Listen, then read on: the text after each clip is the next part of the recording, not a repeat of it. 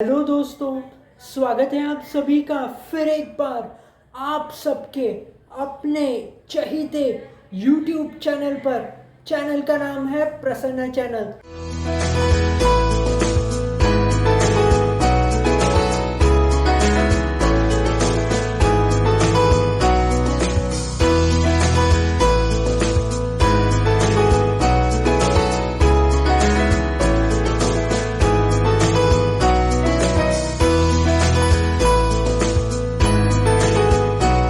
दोस्तों, ये तो आप सभी को पता होगा, और अगर आपको पता नहीं है तो आपको चैनल को लाइक, शेयर और सब्सक्राइब ज़रूर करना है ताकि आपको वीडियो के नोटिफिकेशंस मिलते रहें। दोस्तों, भारत में सब जगह अब क्रिकेट का फीवर है, क्योंकि दोस्तों दुनिया की कई टीम्स इंडिया में आई है क्रिकेट वर्ल्ड कप खेलने। लेकिन दोस्तों, हमारा आज का वीडियो वर्ल्ड कप से जुड़ा हुआ नहीं है, क्योंकि दोस्तों हमारा आज का वीडियो एचआर से जुड़ा हुआ है। एचआर यानी दोस्तों ह्यूमन रिसोर्सेज। सो आज का वीडियो ह्यूमन रिसोर्सेज से जुड़ा हुआ है। तो आज के वीडियो का नाम है एचआर एंड एडमिन पार्ट 2, और इसमें हम एचआर के कुछ इम्पॉर्टेंट फंक्शंस के बारे में बात करने वाले हैं। तो दोस्तों, आपको याद होगा पिछला वाला वीडियो आया था HR and admin is same और डिफरेंट। तो वो वीडियो कई लोगों को बेहद पसंद आया, और इसलिए मैंने सोचा कि अब सही वक्त है इस वीडियो का पार्ट 2 बनाएं, आपको और थोड़ा डिटेल में ले चले। तो दोस्तों, बिना वक्त गवाए बढ़ते हैं वीडियो की तरफ। तो दोस्तों, अगर आप किसी कंपनी में एचआर काम कर रहे हैं, या फिर आप फ्रेशर हैं और एचआर में काम करना चाहते हैं, तो एक एचआर यानी ह्यूमन रिसोर्स एग्जीक्यूटिव हो, या फिर मैनेजर हो, या फिर इंटर्न हो, या फिर कोई भी हो, एक एचआर पर्सनल की क्या रिस्पॉन्सिबिलिटीज़ होती हैं ये हम देखेंगे। इसके साथ ही अगर आप किसी कंपनी में एडमिनिस्ट्रेशन का काम करते हैं, या फिर एडमिनिस्ट्रेशन एग्जीक्यूटिव है, या फिर प्रोसेस एनालिस्ट है, ऑपरेशंस एनालिस्ट है, कोई भी है, प्रोसेस इंटर्न है, कोई भी हो, तो एक एडमिन की क्या जिम्मेदारियां होती है यानी रिस्पॉन्सिबिलिटीज़ क्या होती हैं, इस पर भी हम बात करेंगे। और दोस्तों, अगर आप एचआर एंड एडमिन दोनों का काम करते हैं, अगर आप दोनों रिस्पॉन्सिबिलिटीज़ हैंडल करते हैं, तब तो दोनों की आपको पता होना चाहिए कि क्या रिस्पॉन्सिबिलिटीज़ होती है। वैसे अगर आपको पता है तो आप मुझे यूट्यूब कमेंट बॉक्स के ज़रिए, या फिर आप मुझसे कहीं से भी जुड़े हुए हो, व्हाट्सएप, फेसबुक, इंस्टाग्राम, लिंक्डइन, कहीं से भी जुड़े हो, आप मुझे आपकी सजेशन वहाँ भी दे सकते हैं।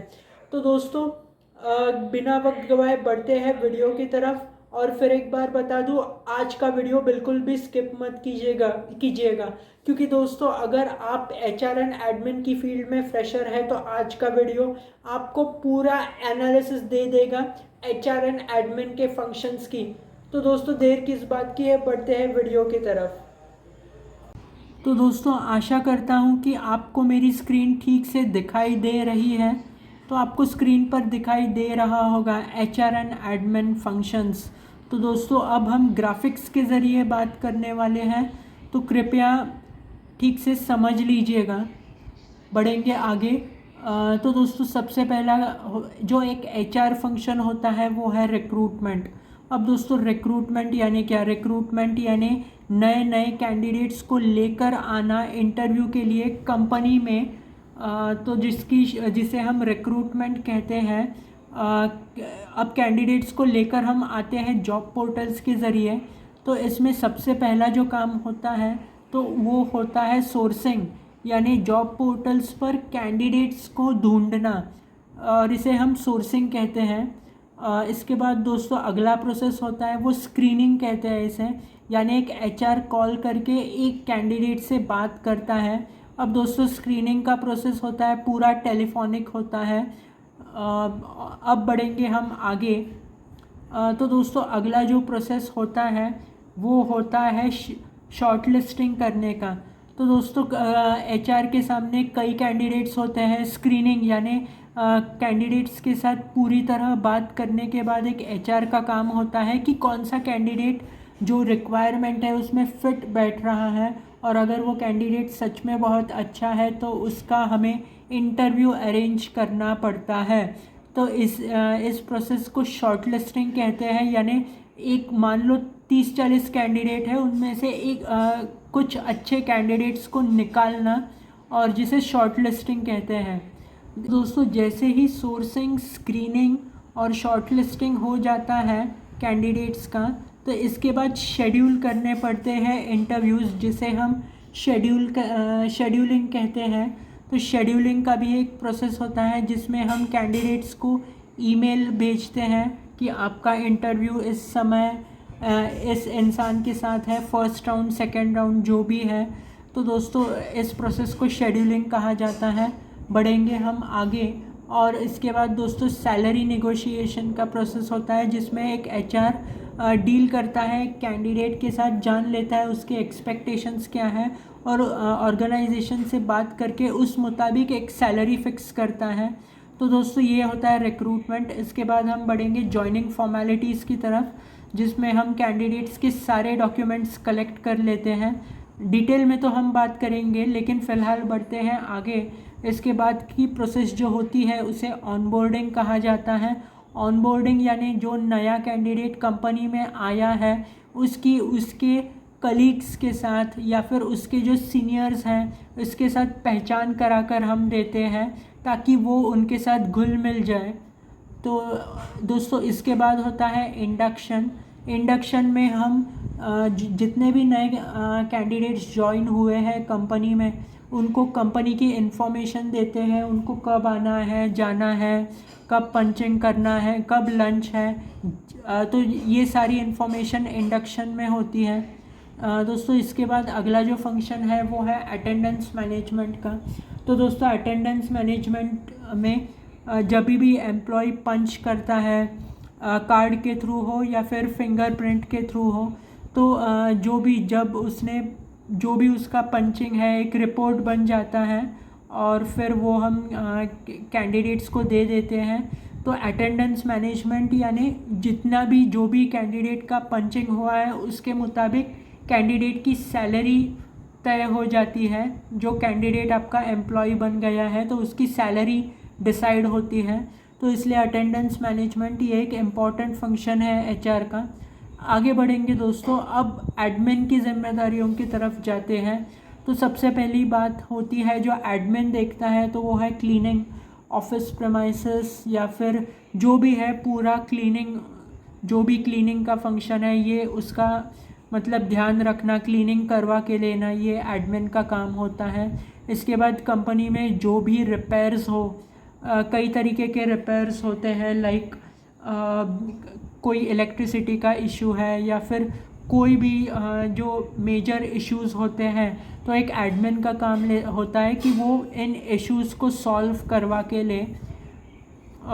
इसके बाद दोस्तों मेंटेनेंस, कहीं भी अगर कंपनी में या फिर कोई भी ऑफिस प्रेमाइसेस में कहीं पर वाटर लीकेज है या फिर कोई टैप्स ठीक से काम नहीं कर रहे हैं, तो एक एडमिन की एक जिम्मेदारी होती है कि वो मेंटेनेंस का पूरा ख्याल रखे, काम करवा के ले।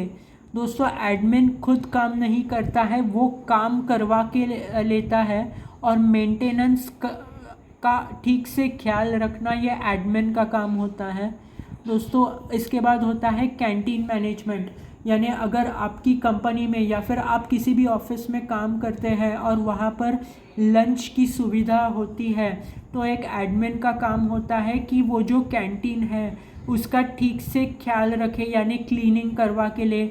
जो फूड है उसकी क्वालिटी अच्छी होनी चाहिए, और जो जितने भी लोग हैं जो फूड बनाते हैं वो हाइजीनिक है या नहीं, तो ये जो ख्याल रखना होता है ये एडमिन का काम है। तो पूरा कैंटीन को मैनेज करें ताकि एम्प्लॉयज़ सिक ना पड़े।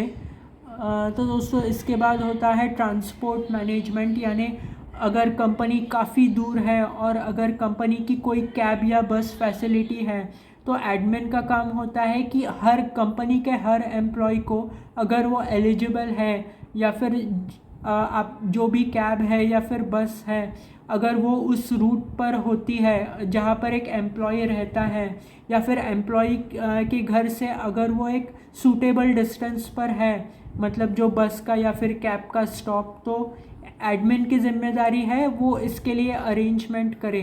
तो इसे कहते हैं ट्रांसपोर्ट मैनेजमेंट। दोस्तों इसके बाद एक बेहद इम्पॉर्टेंट इशू, और ये है पीसी नेटवर्किंग इश्यूज़। तो दोस्तों इसके बारे में बात करते हैं। अब अगर आप एक किसी भी ऑर्गेनाइजेशन में काम करते हैं तो फिर ऐसा होता है कि कभी नेटवर्किंग का इशू हो जाता है, कभी कोई सॉफ्टवेयर रिलेटेड इश्यूज़ होते हैं, कोई सॉफ्टवेयर अपग्रेड करना पड़ता है, या फिर कभी कोई सिस्टम कीबोर्ड रिलेटेड अगर आप डेस्कटॉप यूज़ करते हैं तो ऐसे सारे इश्यूज़ हो जाते हैं। तो एडमिन की जिम्मेदारी होती है कि वो इन पर एक सल्यूशन लेकर आए, पीसी को ठीक करवाए, आईटी डिपार्टमेंट को कांटेक्ट करे, या फिर अगर मे बी इशू सॉल्व नहीं हो रहा है तो मे बी बाहर से कोई टेक्नीशियन को लाकर इस इशू को सॉल्व करे। तो दोस्तों ये एक बेहद इम्पॉर्टेंट इशू है और इसे पीसी नेटवर्किंग इश्यूज़ में कवर किया जाता है। तो दोस्तों इसके बाद इलेक्ट्रिकल इश्यूज़ होते हैं। अब आप किसी भी कंपनी में काम करते हैं तो कई बार ऐसे हो जाता है कि लाइट चली जाती है, या फिर कोई मेजर इलेक्ट्रिकल इशू हो जाता है जिससे कंपनी का पूरा काम बंद पड़ जाता है। तो इसलिए दोस्तों इलेक्ट्रिकल इश्यूज़ यानी एक इलेक्ट्रिशियन को बुलाकर कंपनी का जितना भी रिपेयर है, लाइक इलेक्ट्रिसिटी का प्रॉब्लम क्यों हुआ है, और उस पर फिर रेजोल्यूशन लेकर आना, इलेक्ट्रिसिटी के इशू को सॉल्व करना, वायरिंग में कोई डिफेक्ट है तो उसको सॉल्व करना, ये एक एडमिन का इम्पॉर्टेंट फंक्शन होता है। तो दोस्तों इसे इलेक्ट्रिकल इश्यूज़ कहा जाता है और एक एडमिन इसे ठीक करवा के लेता है। तो दोस्तों ये था हमारा आज का वीडियो एचआर एंड एडमिन से जुड़ा हुआ। एचआर एंड एडमिन के फंक्शंस हमने देख लिए कौन से होते हैं। तो दोस्तों आशा करता हूँ कि आपको आज की वीडियो बिल्कुल पसंद आई है। अगर मे बी अगर मैंने इसमें से कोई भी पॉइंट मिस कर लिया है तो दोस्तों आप अपने इस दोस्त को माफ़ कीजिएगा और YouTube कमेंट बॉक्स के ज़रिए मुझे बता देना कि मैंने कौन सा पॉइंट मिस किया है। आशा करता हूँ दोस्तों कि आपको आज के वीडियो से डिटेल में समझ आए हैं एचआर और एडमिन की जिम्मेदारियाँ। तो दोस्तों मिलेंगे अगले वीडियो में, तब तक के लिए मुझे दीजिए इजाज़त। ख्याल रखिए अपना, एशियन गेम्स भी देखते रहिए, और क्रिकेट वर्ल्ड कप तो वैसे आया ही है दोस्तों, तो उसे भी एंजॉय कीजिए। मिलेंगे अगले वीडियो में, तब तक के लिए थैंक्स फॉर वॉचिंग, शुक्रिया।